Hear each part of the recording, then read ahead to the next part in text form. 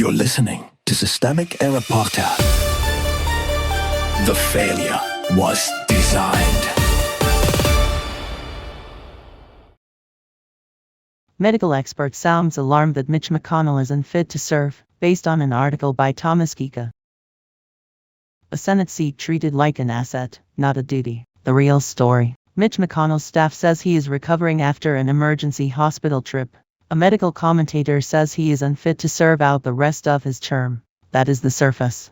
The deeper story is less about one aging senator than about the party machinery around him, and the hard-nosed calculation that turns incapacity into a partisan holding action.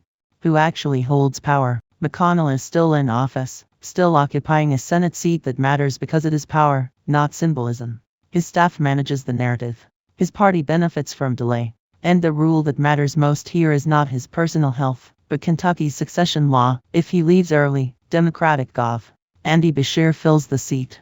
That is the political fact sitting underneath all the gossip. The relevant actors are not the spectators speculating about whether he is near death or the commentators parsing his decline. The actors are the people with the authority to keep him in place, and the people who would gain or lose a Senate vote if he is removed. Incapacity is strategy. The source gestures at a brutal but familiar possibility: keep him there until January, because a vacancy would hand the seat to a Democrat. That is not medical concern. That is party management dressed up as continuity.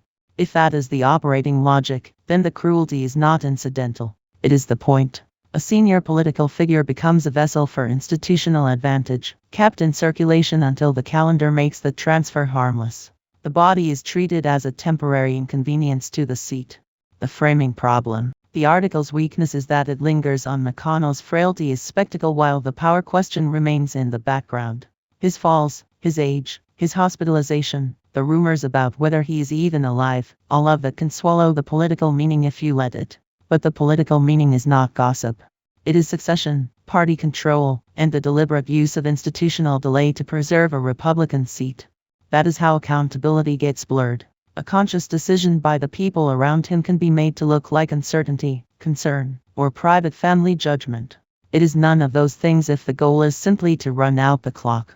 What McConnell represents. McConnell's career was built on hard procedural power, obstruction, and an instinct for using institutions ruthlessly against Democratic majorities. Now the last chapter of that career shows the same logic in degraded form, not legislative warfare, but the management of an office as a partisan object to be protected until the last legal minute. That is the larger pattern. American politics keeps rewarding systems that privilege possession over competence, endurance over legitimacy, and tactical advantage over democratic clarity. When a party will hold an incapacitated officeholder in place to prevent a vacancy, it is not protecting governance. It is confessing that the seat matters more than the person and the person matters less than the math. The system behind the spectacle. This is not a story about one old man fading out of public view. It is a story about a political system that normalizes staying in power long after public capacity has become questionable, because the office is too valuable to surrender cleanly. The spectacle of decline is distracting. The mechanism is the point. You've been listening to Systemic Error. Thanks to Alternet for today's article. With the automated voice of Sam, thanks for listening.